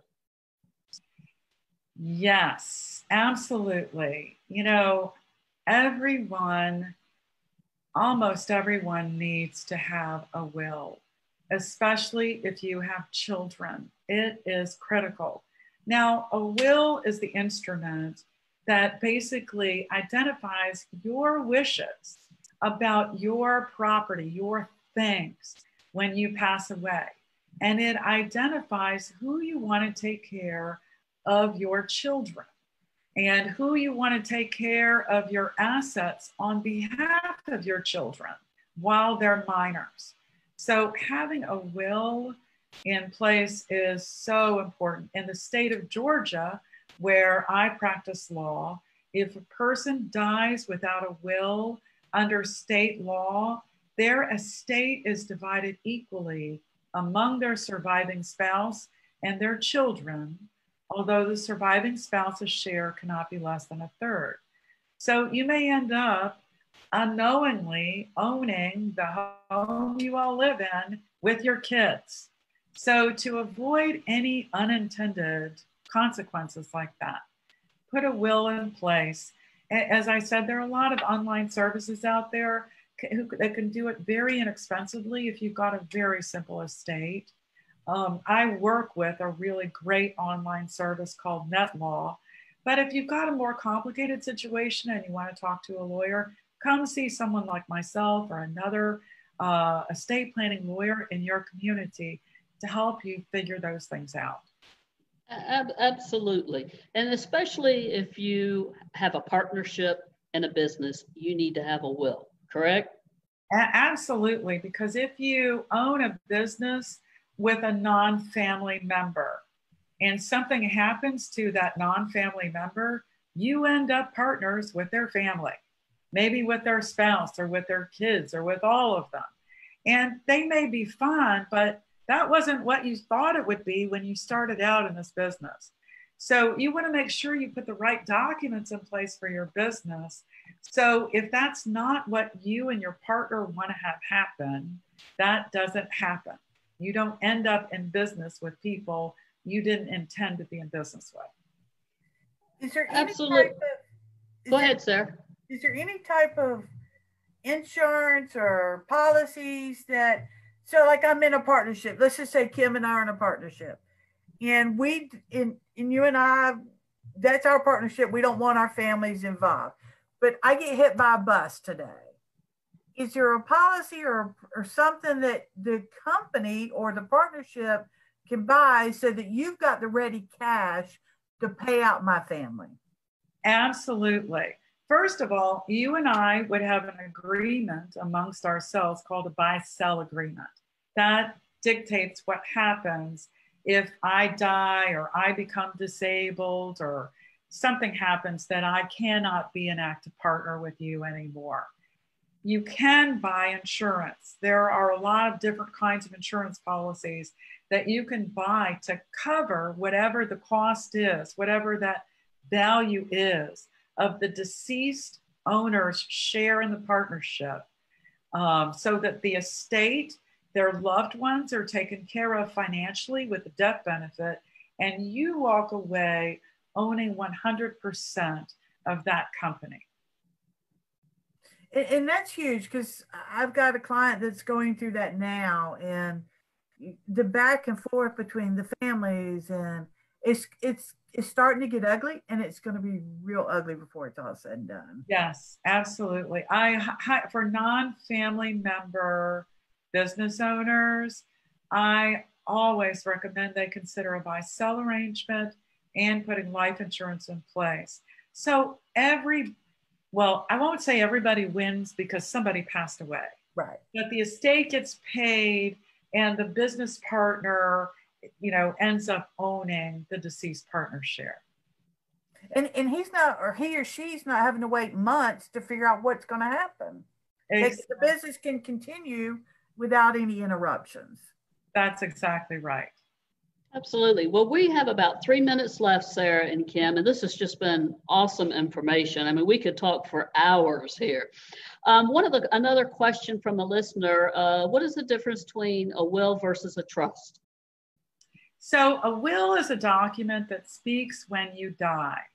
A trust is a document that exists while you're living. And people use trusts for a variety of reasons. Managing their estate while they're living. Maybe they've got some kind of medical condition that'll make that difficult. Maybe they own real estate in multiple states. Maybe they have special needs beneficiaries. A will is a public document when submitted to court for probate, but a trust is a private document that is not submitted to probate. Trust assets are not subject to probate. So there are several reasons why you might choose one or the other, or maybe both. And an attorney can definitely talk to you about your situation and which one might make the most sense for you. All right. And any closing comments here, Kim? Anything else that you want to add? And then in closing, I'd like for you again to tell us your email, your website, phone number, how anybody can get a hold of you concerning a financial or legal pivot. Absolutely. So, we talked about learning how money works and multiple streams of income and starting your own business. Figure out what name you want, then search the dickens out of that name and come up with some alternates just in case. And then figure out what the right entity is for you, because it's very easy to do and it will shield your personal assets from liability. An LLC is a very popular entity to use. And then the last thing I'll say is estate planning, make sure you put your will in place. Even if you're not going to start your own business, it's important for you to go ahead and have those documents in place. And finally, my email address again is kim.scouller@wealthwave.com. So kim.scouller@wealthwave.com. Email me your questions. Email me your address if you just want a complimentary copy of How Money Works. Stop being a sucker. Man, that is awesome, Kim. Thank you so much for being our guest and all the education and information you shared with us. Sarah, you're a CPA and accountant, and it goes hand in hand with a lot of things that Kim talked about today. Please tell us your name, your website, and your phone number, please. Okay. I am Sara Poe with Poe's Accounting Services. My website is poecpas.com. And my phone number is 770-545-8841. And I'd love to hear from you. Absolutely. And I am your host, Celeste Giordano with celestegiordano.com, Master Sales Strategist and Business Mentor. We thank Penny Rogers and WCEG Talk Radio Network for hosting this event tonight. Kim, Pat, Jamie, what a phenomenal show we've had tonight. Our heart loves your heart. And Kim, we look forward to having you back on our show again real soon. I love that, Celeste. I love you and Sarah. Well, we look forward to that. So you guys have a blessed evening, and thank you for everything tonight. Bye. Bye.